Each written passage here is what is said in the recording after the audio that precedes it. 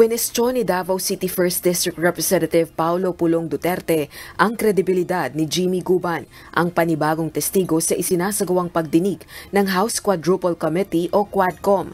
Binuo ang Quadcom upang pag-isahin na lang ang investigasyon ng mga kongresista kaugnay ng illegal na Philippine Offshore Gaming Operations o POGOs, illegal drug trade at extrajudicial killing sa kasagsagan ng anti-drug war ng dating Administrasyong Duterte.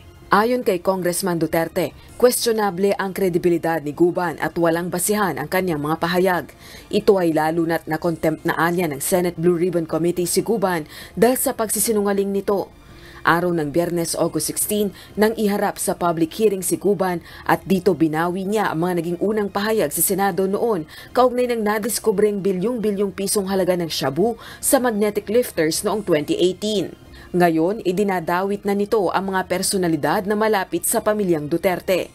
Kabilang na si Representative Duterte, Attorney Mans Carpio, asawa ni Vice President Sara Duterte, at maging si Michael Yang na dating Presidential Economic Advisor ni dating Pangulong Duterte.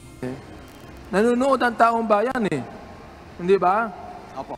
Napakahirap paniwalaan na magsasabi ka ng iba sa Senate Blue Ribbon Committee. Ang sasabihin mo dito, iba rin ang sinabi mo, at dito, ang binabanggit mo, katotohanan. Paano kami maniniwala sa'yo?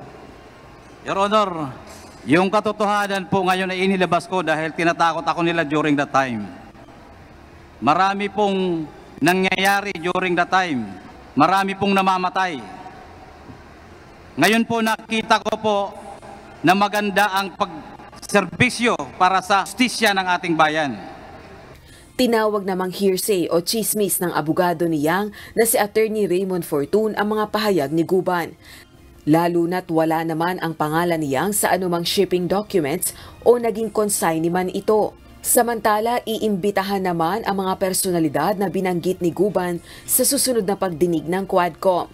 Ayon kay House Committee on Dangerous Drugs Chairperson, Surigao del Norte Representative Robert Ace Barbers, mabigat ang aligasyon ni Guban na may nagpapalusot ng mga iligal na droga sa customs.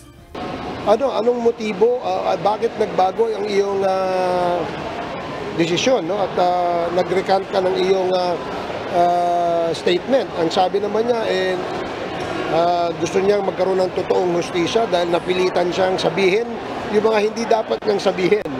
So, kaya yun ang pinaka-point na nagulat. No? Apparently, there seems to be a pressure nung siya ay tumistigo noon na kung saan, naging dahilan para din siya ikulong. Umaasa rin ang kongresistang mapatutunayan ang ugnayan ng illegal POGOs, drug-related killings at illegal drug trade sa ginagawang investigasyon ng House Quadcom. Rosa Licoz, UNTV News and Rescue. Diyos ang aming sandigan, serbisyo publiko ang aming pinahahalagahan.